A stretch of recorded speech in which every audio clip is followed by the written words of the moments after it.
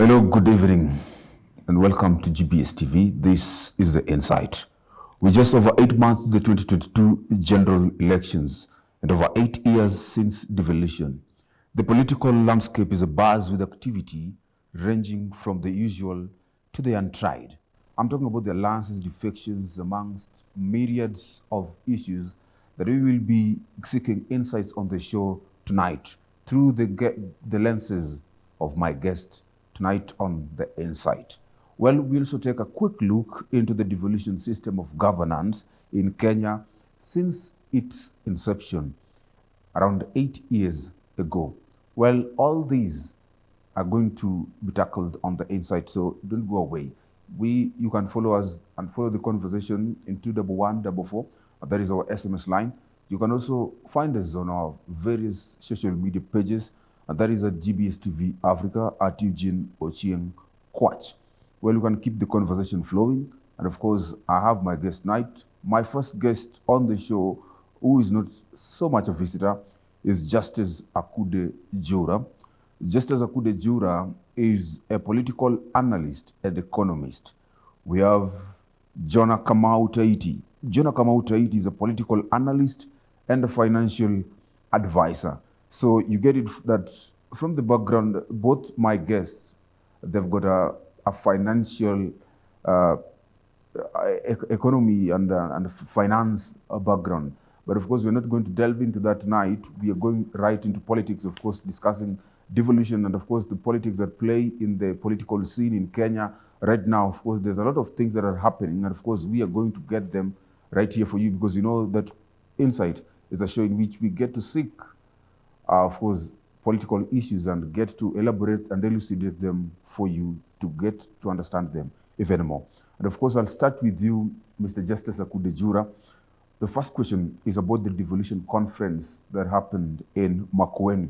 And of course, the theme of the year was multi-level governance, action on climate change. What is your scorecard on the devolved system of governance so far?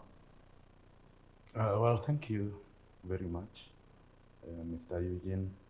Well, right now we have the devolution conference going on, and it is at the same place where normally the background of the scorecard of different counties is being established.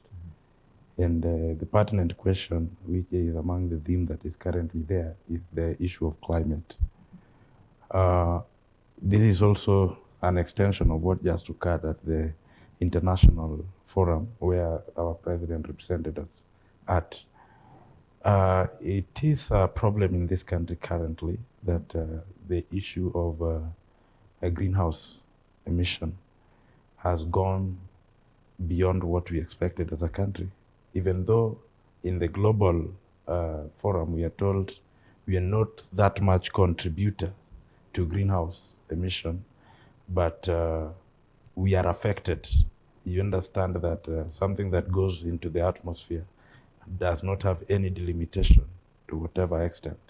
So even if you are a contributor to certain minimal percentage, you still have to worry because you are likely to suffer. Mm-hmm. That is why President, even during his speech, said that there is need to allocate averagely 6.8 trillion to deal with this particular issue of climate.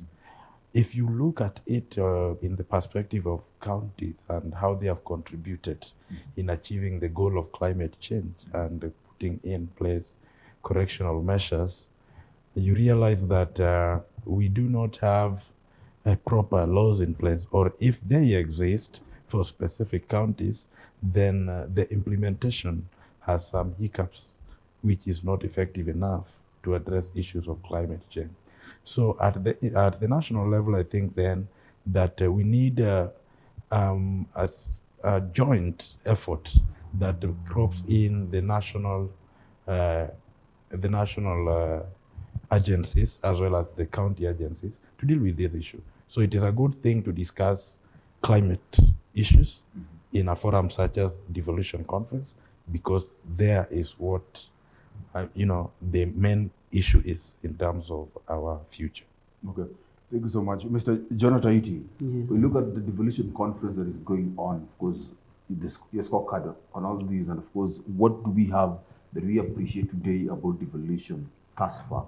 Yes. All I can say is when this devolution was made, I can say it was a plus to our country because a lot of things were devolved.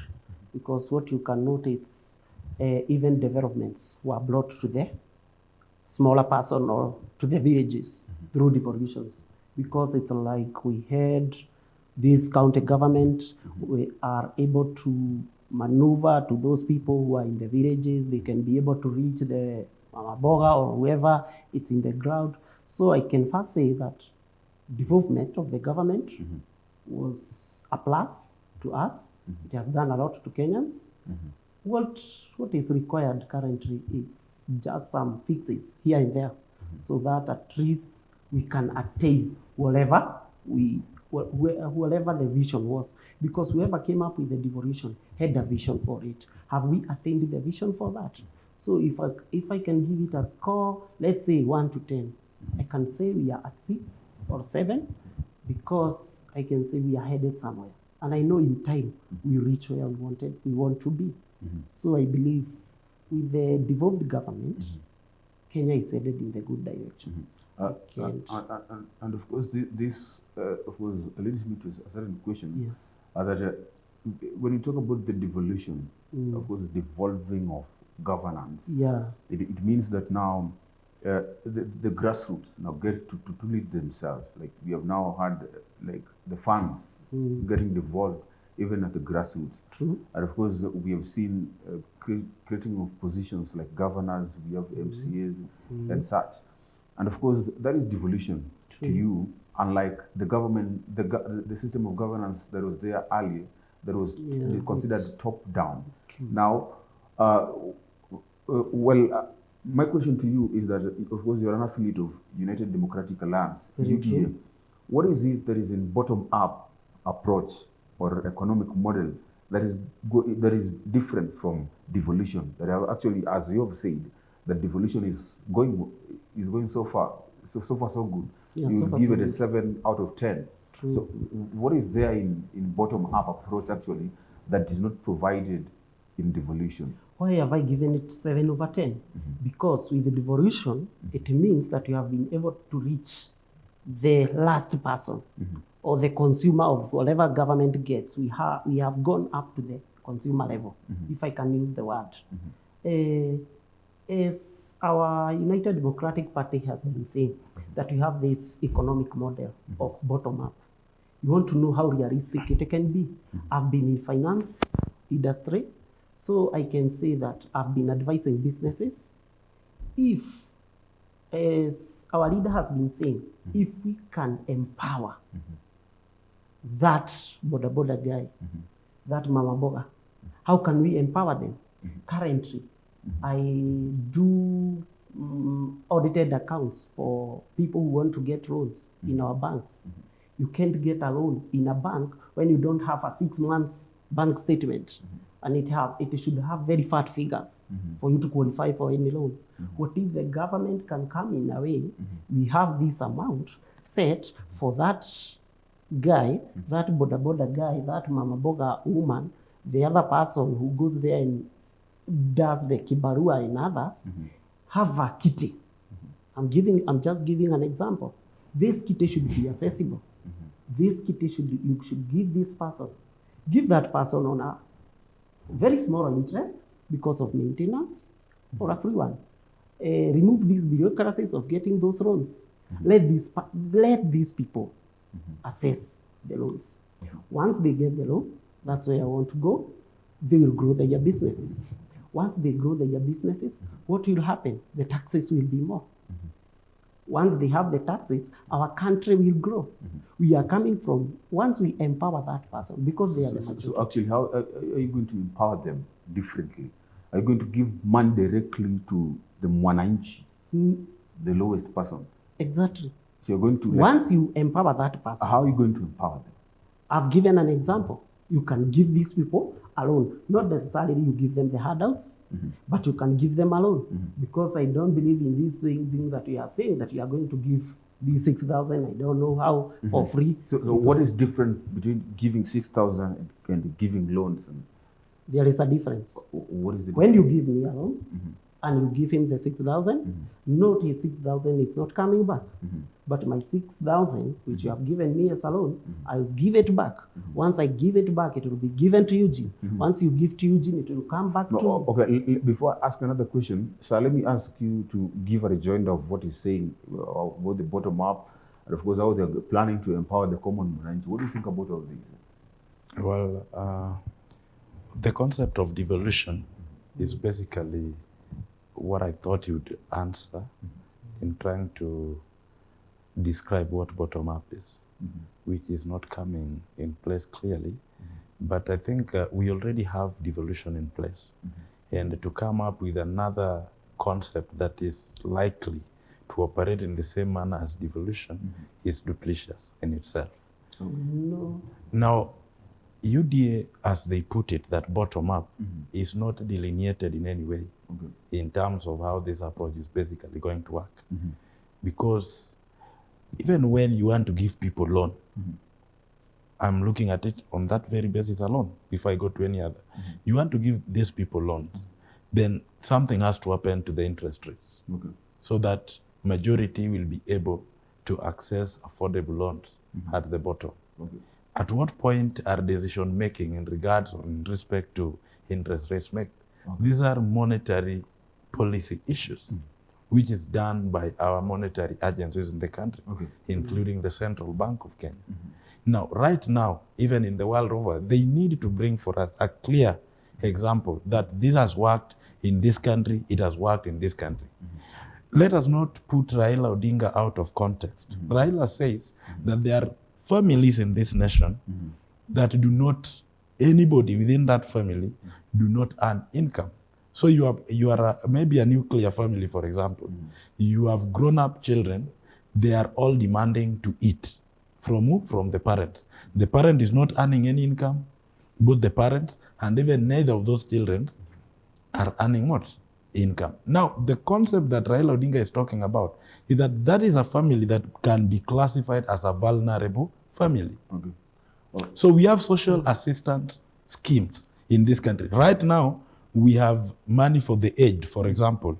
We have money for people suffering from HIV and AIDS. We have money for other, even persons living with disability. So we said we can block all the leakages for corruption. You've heard that there are individuals who take nearly 2 billion per day, through corrupt means. If we can block all this and channel this money into the social program, then whatever that Raila Odinga is talking about is achievable. And he's gone as far as giving us examples of countries where this concept has basically worked. So I challenge even the UDA side also to come and tell us that it has worked in this country and this is the model. There is something I want to make it clear to you. You said that we have vulnerable families. It's very true in Kenya. But I would just want us to take a sample of what percentage or how can you measure the vulnerable family? If, for example, here we are, I don't know whether you qualify for the 6,000.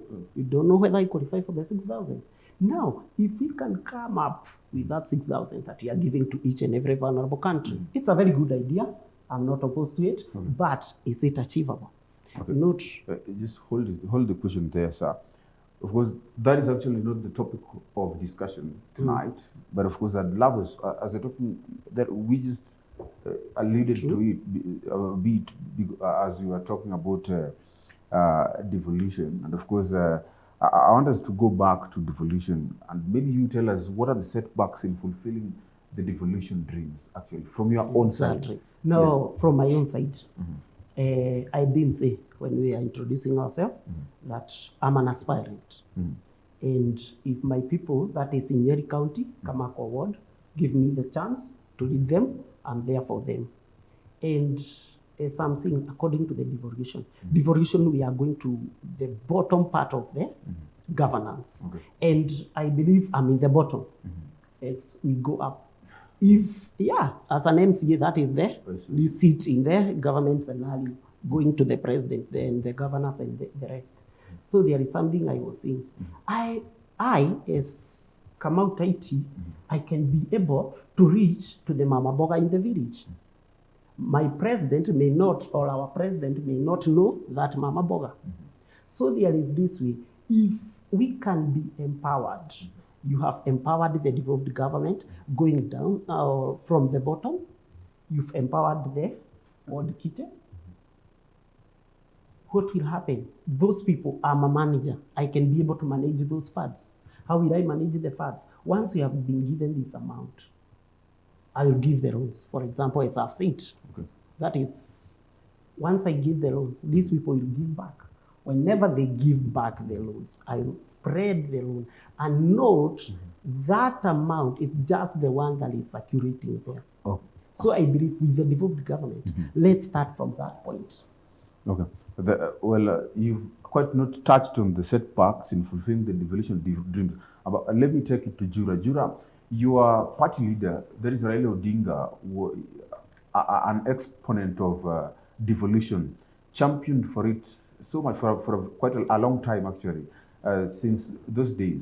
What do you look at devolution? Is it actually the dream as it was? Is it like, has it become what was the dream back then? Or what are the major setbacks given as we go into the future? Eugene, you know, when you are an architect of a machine, for example, you know how the machine operates.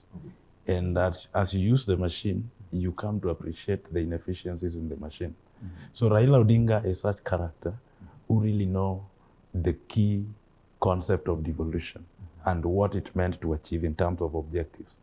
And where I said he knows clearly, well, whether or not these particular objectives have been achieved. And this is actually what led to, you know, the concept of BBI, because some of the proposals that the BBI was bringing on board was meant to address some of the inefficiencies that we have at the devolution point. Just to attach a few, for example, he's talking about going to be, you know, a member of county assembly. But from where he says he knows right now that members of a county assemblies do not have any kitty, that they operate on their own. Meaning, other than legislation and oversight, there is nothing that they can implement. And even if they were to implement, what kitty would they be, you know, implementing at the ward levels? None. And this is why BBI was saying, let us get a percentage of the devolution funds taken to the ward kitty, so that a member of county assembly is able to distribute what? Bursary. Is able to get funds to empower the youths and the mamambogas that they are talking about. Because we already have the system. What is missing in the system is now, you know, what we need for this system to work. And that is why Raila Odinga was saying so. So among other things that have actually led to, you know, some of the impediments to the progress of devolution, one of them is incompetence on the part of people we elect as leaders. Because we've had, you know, the other day we had debates about academic qualifications, and people were so object to it, and High Court, you know, declared it unconstitutional as a requirement, which we say is okay because, you know, that is their interpretation of the Constitution. But the question is, will we have people who are qualified in terms of policy making at the county assembly? We won't have, because if you are going to elect somebody because he's able to buy the leadership, you know, in disguise that, you know, I have the leadership qualities, and this person is a goon who goes to county assembly just to defend certain characters who are siphoning public funds, as opposed to having somebody who understands, like he's a financial analyst. When he gets there, he knows exactly how, you know, the land rates and even the parking fees are supposed to be channeled, and how they're supposed to be brought back to help people. This may not be the case with other people. Thank you so much, gentlemen. Actually, I would have given you more chance to talk about devolution, but of course, we also have some other issues to discuss. I want us to shift focus on the general opinion poll, as numbers we have been getting from different opinion surveys. TIFA Institute of Survey recently released results in the survey they carried out on the popularity of political parties and the possible presidential candidates, which laid more emphasis on 2022 still being a two-horse race, with Raila trailing Ruto. Consequently, the OCA affiliates parties are trailed from a distance. Okay, does any of the findings from the survey correlate with the voters coming 2022 next year? Repeat the question, the last part. We That's- have 2022 being considered a two-horse race. True. Ruto, And Ruto and Raila. But Raila in this survey is still trailing Ruto, and Oka also trailing all the two. Allegedly a two-horse race from a distance. Do you look at this and say that exactly this is what is going to happen? That the voters are going to vote this way? That Ruto is leading and Raila is there?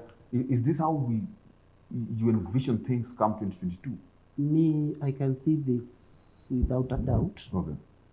that if the elections will be done free and fair, Ruto will carry the day. Okay. I can support that, not just to say that. That's because politics, it's a matter of numbers. Okay. If I'm going for the MCA seat, I don't expect to sit back at home and expect people at the last day or the election day, they will come and vote for Kamau.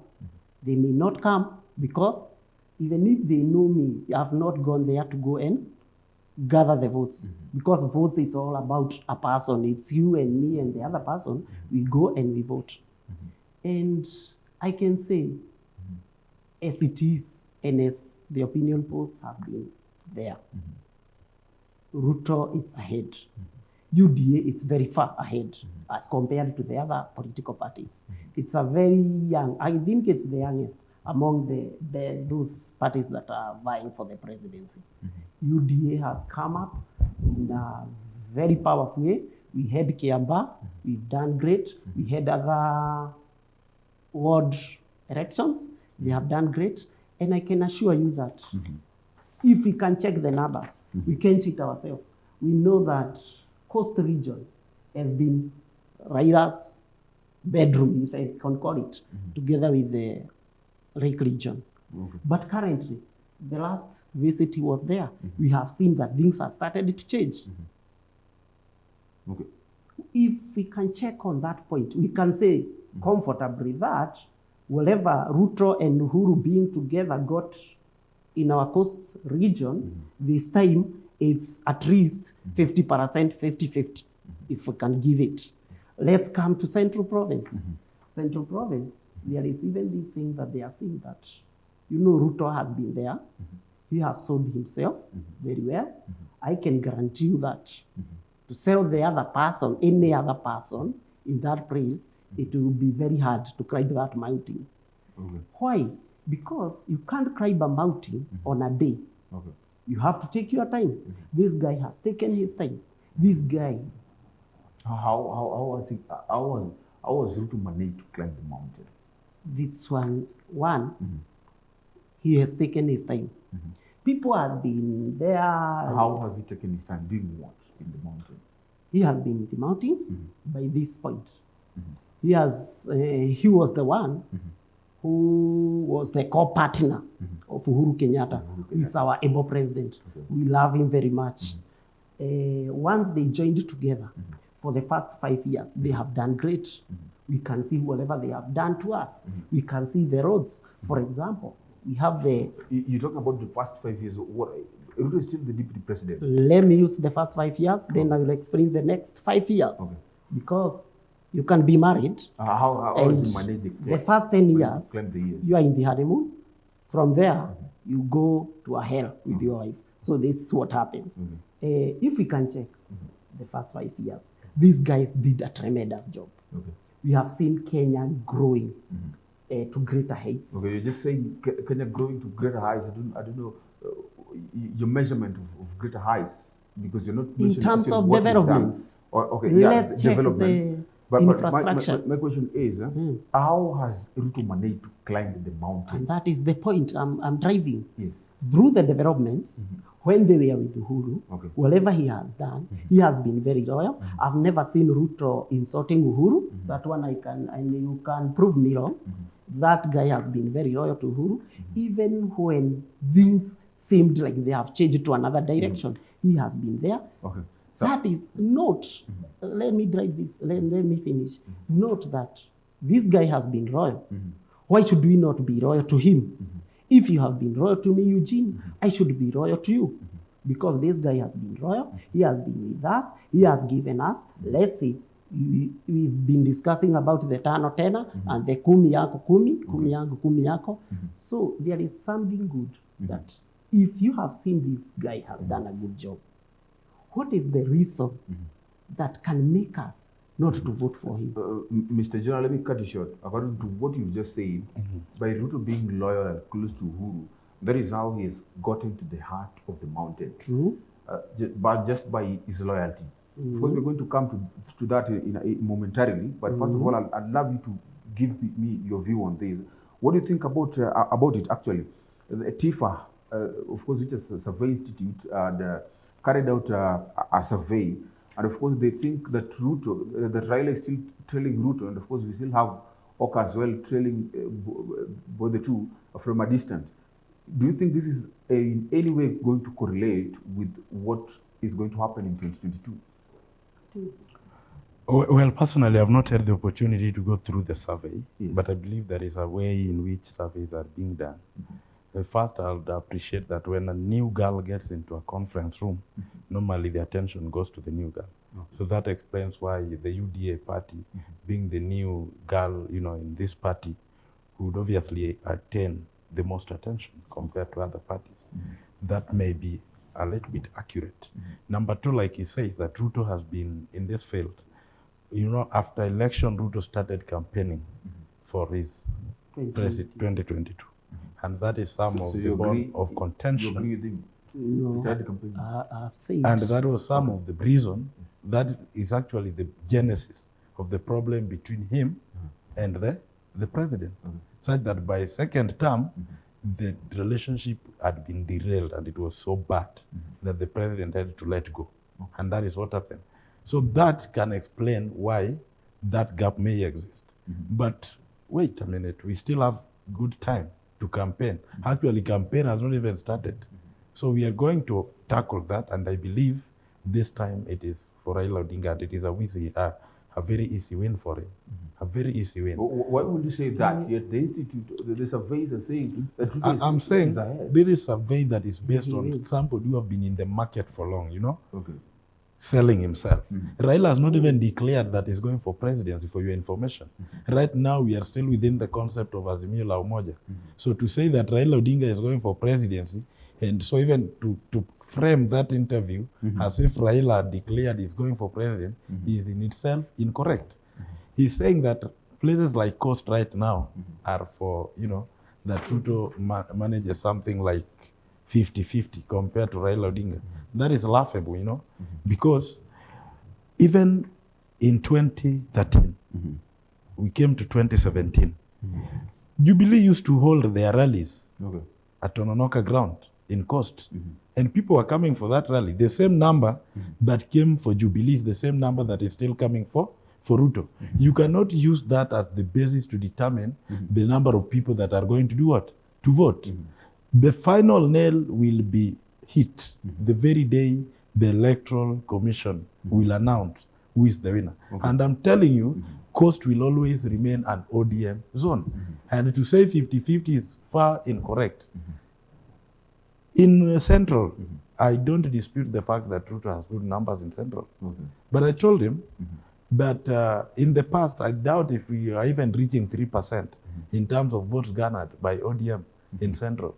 But this time, there is already a goodwill and we are climbing the mountain. The fact that we are climbing the mountain, we have the Mogul supporting us, we have youth that believe that Raila Odinga indeed can bring this country to its good economic status. And if we get that, we need 20 or so, and that is enough. Comparing that with the gap that we've had in the previous presidential election, it's good to go, and that is why I'm saying it will be a very easy win this time for him. Okay. Yes, sir. Can I answer him something or like comment something that he has said? He has talked about something with Ruto having been campaigned for a long time.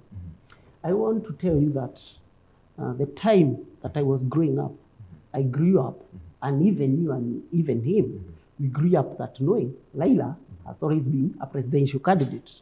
It's good to face the facts. When I was a toddler, Raila was a presidential candidate. When I was in standard 8, Raila was a presidential candidate. When I was in Form 4, Raila was a presidential candidate. When I'm working, Raila is a presidential candidate. My friend, what magic do we expect him to do this time that he will get the seat? Ruto, he's saying Ruto has been campaigning for all. Raila has not been campaigning. Raila started campaigning for presidential candidate in 1997, you have not wrong. Ruto has started campaigning for president in 2018. It's good to be sincere, he has been campaigning in 2018. So if you can check the gap, Raila should be a professor. And if he was to take the seat, I believe he would have taken it, if not 1997, he would have taken it, let's say, 2002, 2007. But now, the point is, you can't say that Raila has not been campaigning. Whatever the opinion poll says, that Ruto is trading Raila, it's very correct.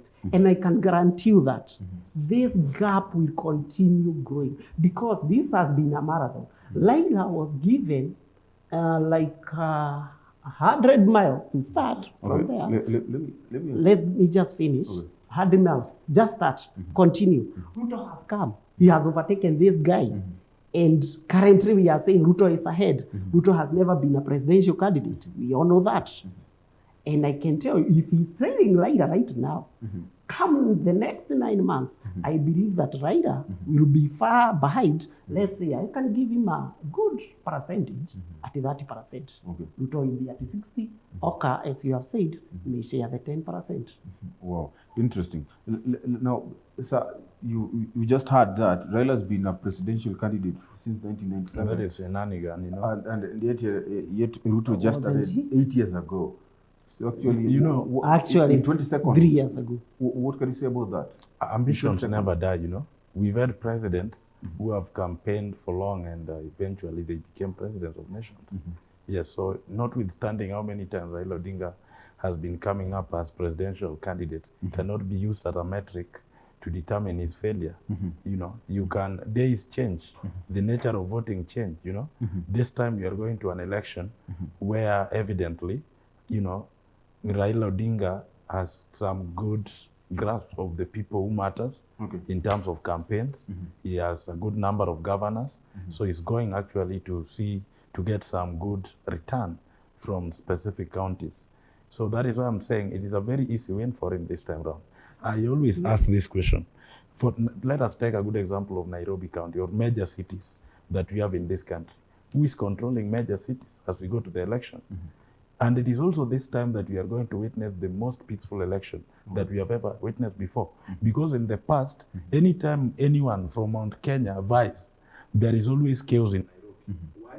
Because Nairobi has always been a 50-50 between them. So how many people do you think will come out for Nairobi? None. And I can tell you this without any doubt, that none will come out. The villages of Central can vote him and can come out for him on those ends. But that won't be reflected in the city. Okay. Gentlemen, let us go for a short break, but of course we're going to come back with much, much more. This is the first segment of the conversation, but of course we are going to get the second part of this, of course, in a moment. So don't go away. Just keep the conversation flowing. 21144. Of course, there is the SMS line, the GBS TV Africa, Atijin Ojin Quats. And of course, we will be right back.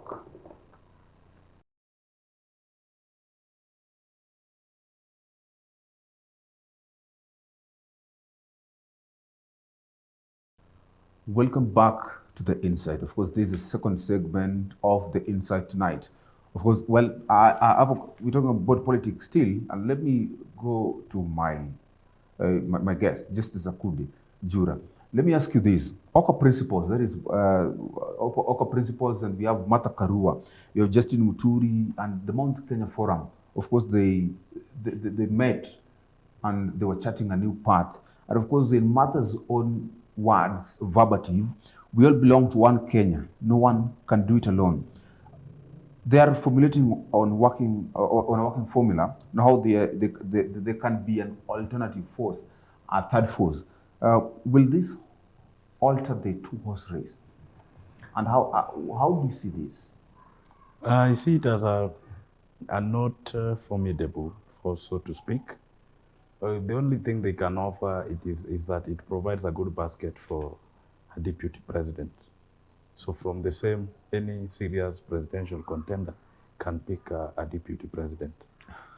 But if they want to lie to the nation that they want to go as they are, and they can bring on board, a third force that can come and pass the two horses that we already have, that is impossible.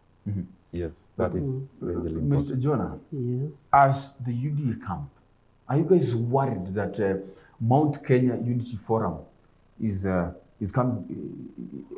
charting a new path with UDA?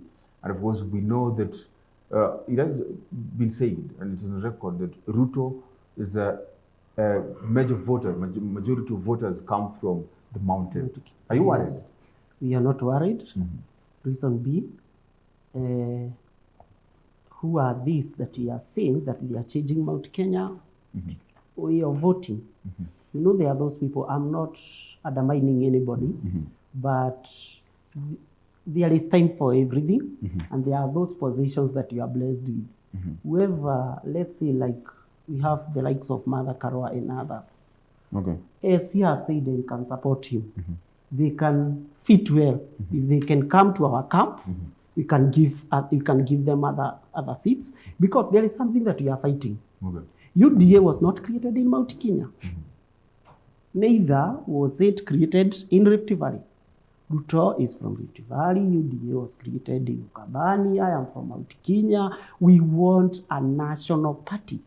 Once we have a national party, we have the rights of USA. They have only two parties that are very familiar with the people. Not that they don't have other parties, but note, even if I ask you for the other parties, unless you've done a lot of research, you don't know the others. But you know the two, the Republicans and the Democrats. That's what we want in Kenya. If for them, they are going to say it's ODM, why don't we have an ODM in every part of Kenya? That's what UDA we are doing. Not that we don't want them to come on board with their parties. But Ruto is a non-party hopper. Most of the time. If you look at the political profile of Ruto, from when he began his political, dream, all through, he has been jumping from one political party to another. Okay. On the same note, actually, we have so less time remaining, and I'd love us to tackle these issues. ODM leader Raila Odinga attended the Wiper Party National Delegate Conference, that is yesterday on Thursday, at Kasarani Gymnasium. So, and of course, he was also in attendance when Gideon Moi's presidential candidature was being launched. When you look at all these things, do you still see, am I still wrong, or am I wrong to think that in all these things, eventually, One Kenya Alliance will work with Raila Odinga? That is an accurate, projection, because, if somebody opens his door for you to walk in and walk out anytime you want, then you can still come together and reason together, and upon which you come up with something that can work. So I believe, OCA as a whole can still find a day, sit with Raila Odinga and decide on who to support, and that person is certainly Raila Odinga. So we invite them to support Raila Odinga, and again, that is a serious thorn that will prick Ruto's flesh, because with all those OCA, presidential hopefuls, you combine with Raila Odinga, that is a force that is added up, which is too tough for him to brave. Okay, hold it there. Let me ask you, Mr. Taiti, from where you see it actually, from the UDA camp, when this camp, the UDA, the OCA and ODM, when they come together, of course, there's also some conversations of a merger between ODM and Jubilee. Well, when you guys see these as a force, aren't you guys shaken? Or do you still have confidence that you can make it towards 2022? Not that we can. It's that we will make it in come 2022. Okay. Reason being, you've talked about the polls. Even the polls knows that the direction that we are headed is the UDA. We are going far. Note that we just started the other day. You can note the growth The growth is tremendous. We know that wherever we are headed, we are not going backward. Not that we don't, or we are not that we are not welcoming the others, the OKA and others. Have said and have answered a question that if even Raila wishes to come and support us because we have a dream, if he can see the dream, he's welcome on board. But of course, there's also a conversation that Ruto was trying to lure Oka to his side. That Yes, you know, the point is this. We need a united nation, true or false. That's the fact. Once we need a united nation, if they can see the vision, he is trying to sell them the vision that he has for the country. Once they buy the vision that we have for this country, they can come on board. We are ready to work on them. And this is what we are seeing. Not that we don't want other parties to join UDA or to make the coalitions that we have been having. What we want is we need a party that is nationally controlled, not regionally controlled. Not that I have a party for Coast Region. so you party guys are for ready Mount for Kenya. an alliance. That is We are not. This is the point because that I'm actually, driving. The deputy president has always been reluctant in Yeah. forming an alliance. What he's saying, Yes. he's saying that you have a party. Okay. You can first put your party first and put the national interests ahead. Okay. Because yes, it's good to have a party, but don't put your party interests ahead. Put the national interest ahead. Come and join UDA. Once you join UDA, we can come and join together. And if there is any other alliance, that's what our boss has told us. Okay. We can come after the general elections. Come, you are the OKA, come tell us, you have won 15 MP, you have 15 MPs. Let's sit on the table. Let's plan on how we But can that work is not together. the concept UDA is advocating. That is the Okay. Because concept. I'm in what UDA, Ruto wants you these are in people to UDA. do is that don't come with party. So ideally, he doesn't need an alliance. Okay. So you cannot say you shelve your party, you go to an election through UDA, then in a post-election agreement, you say you go back and pick a party that you had left, and No. now you have changed your I membership. want to That change, can't happen. I want to make it clear to you. I've not said, In 10 seconds. just a In minute, 10 seconds. I've not said that they will go back to the year parties. He has said this. If possible, let's do away with the village parties. Come to UDA. Let's work with the national party. So If these are the not parties, the possible, village parties. if not possible, remain with your party.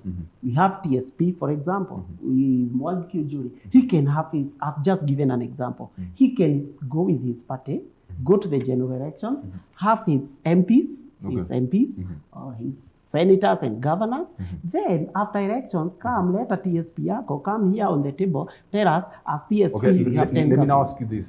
Should ODM want a merger maybe with UDA? Is the deputy president still going to tell the ODM party leader, Raila, to shelve his party and join UDA? Yes, we can make a one party. If we have Why one not vision, UDA joining ODM? if we have one vision, So ODM which- is or any party that is not UDA is a village party, according to you. not a village party. Okay. Note, there is something that I've said, and I've told my brother, if ODM can be able to make a very big party, in a way that in Kenya we'll know only ODM and UDA will be coming here. We are the two of us. But we also have Jubilee, of course. Where's Jubilee? Where's Jubilee? We have Wiper. Jubilee, it's We have NC. let's say Jubilee, it's a party that was there.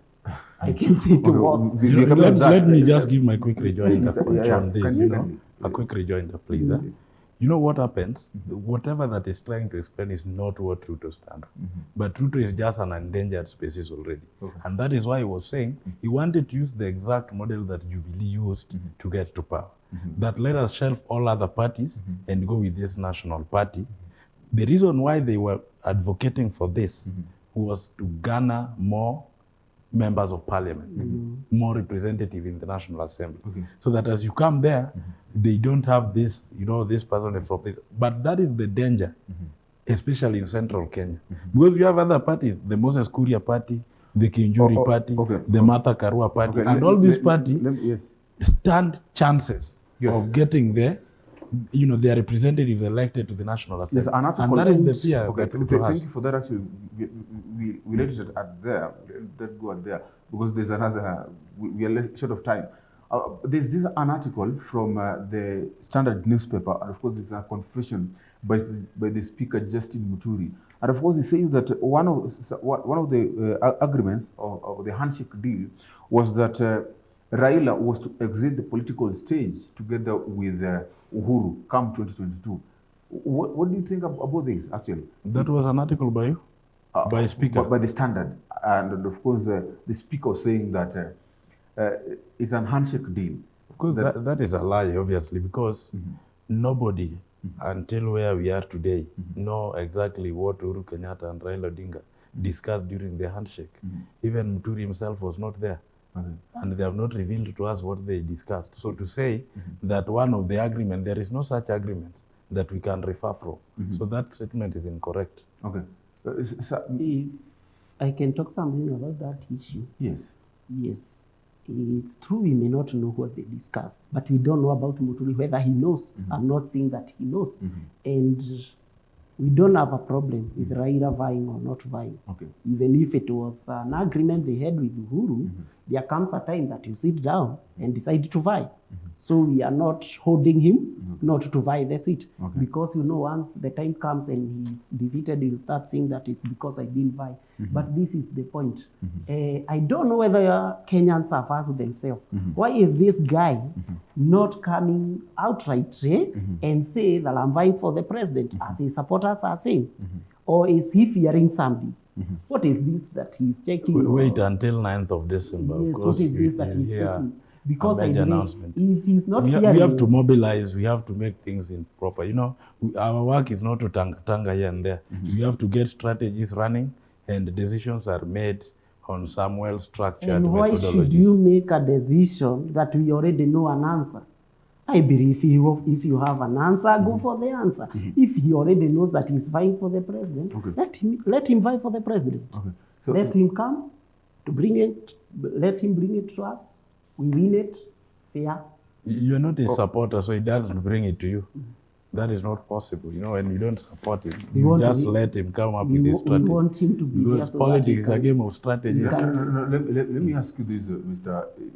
Jonah. Yes. The UDA, of course, and the deputy president, the UDA itself, the deputy president, of course, and the guys in UDA, they are fighting the judiciary, and they're saying that CJ Martha Koome actually is breaking a law, and actually they have lodged a case against her that she is involved in the preparation of the elections of 2022. Not that they are blaming the judiciary on any way. This is the point. Let the judiciary do what the judiciary is supposed to do. Let the executive do what the executive is supposed to do. Let the IEBC do what the IEBC should do. But you can't tell me that the judiciary is doing what the IEBC is doing. They have their mandate. Let them stick on that. Let the IEBC do what it's supposed to do. Let the politician do what they are supposed to do. Okay. The reason we are not saying that we are going to supervise the elections or whatever, it's as simple as that. The judiciary to work on their side and the IEBC to work on their mandate. UDA is actually demanding for the removal of CJ from the 2022 elections polls team. As a lawyer, actually, what do you think that CJ has done wrong in this? First, it is of course agreeable that judiciary is supposed to be independent, and Martha Koome, being the face of judiciary, is considered, to be an impartial arbitrator, and she's supposed to be at all times that face of judiciary, which is supposed to be independent. So it is obviously correct to bring such an assertion that the judiciary should keep off from any other preparation. But I think what they are attacking may not be the correct. They are making good attacks at the wrong time and at the wrong place, because what is being attacked here is a multi-agency consultative forum. if you have a multi-agency consultative forum, IEBC needs also to brief even the judiciary on how they are prepared. They need to brief the Ministry of Interior, which is charged with security, on how they are prepared. So there is no wrong for the face of judiciary going to listen to, whatever arrangements, preparatory arrangements that are in place. That does not mean that he has gone beyond the limits of the principles that guide the judicial officers. Okay. Yes. Okay, thanks so much. Let me ask you this, Mr. Zaiti. There's been a major setback in the 2022 general election preparedness generally. Of course, we have the ballot paper setback, IEBC, this conversation of CJ, Martha Koome being involved. We have the IB has been barred even from awarding the multi-billion shilling tender for supply of ballot papers to be used in next year's general election to a Greek farm. Actually, this is 9 months and counting. This is almost 8 months to the elections. Don't you think that all these things, the issues around elections, are going to lead us to something close to what happened in 2007? What does all this portend to you? Me, I can say, may God forbid, we'll never go back to 2007. But I can see this, that the problem that we have in Kenya or in our country, it's that we try to politicize or to have a bad influence on all bodies. For example, if we can give the IEBC its full mandate, let's give it the budget that it needs.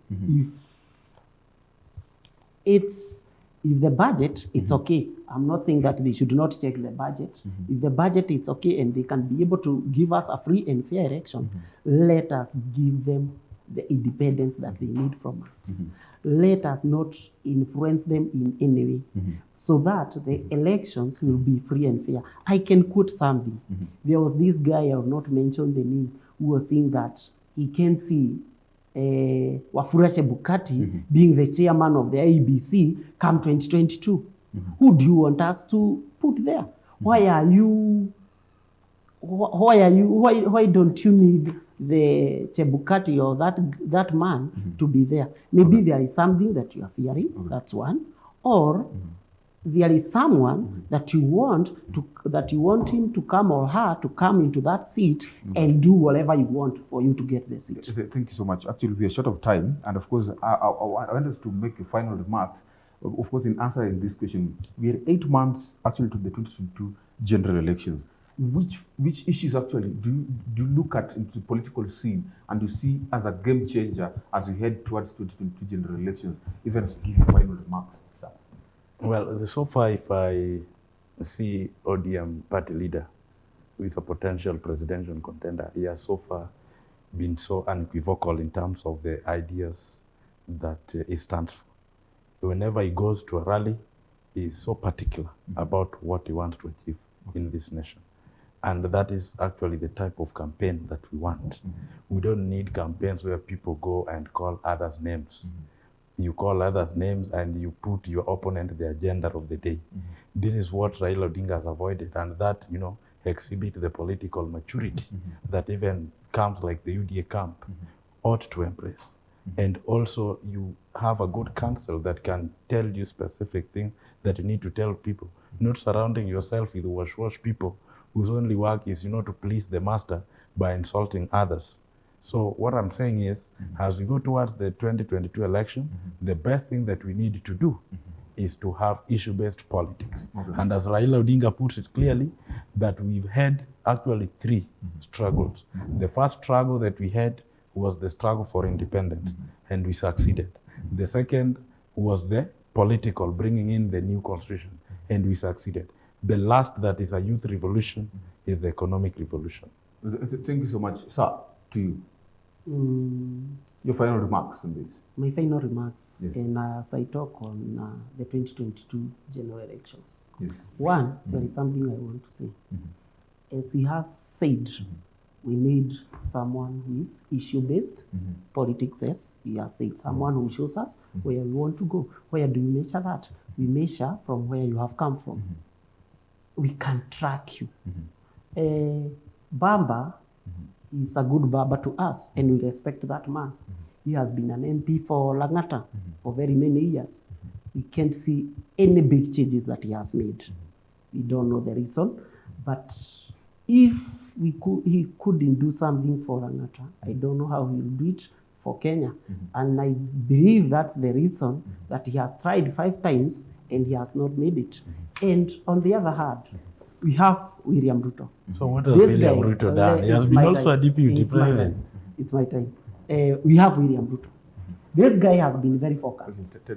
We know what he has done in the first 5 years before the virus came to the system.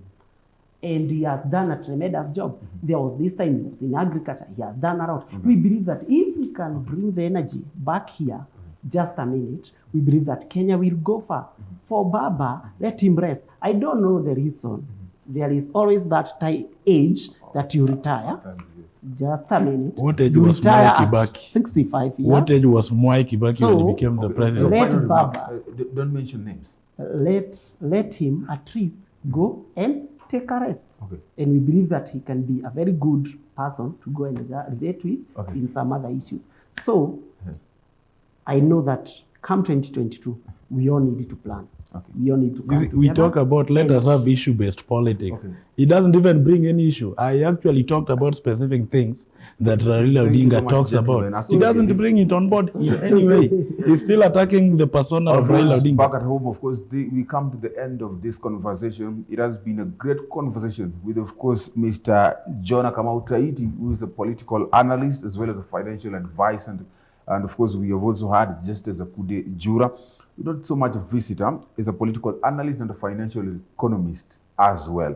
Of course, we have been discussing about issues, because as they say, political issues, current affairs. We go and look at the Oka factor into the 2022 succession politics. What is actually changing? What will be the game changer, even as we approach 2022?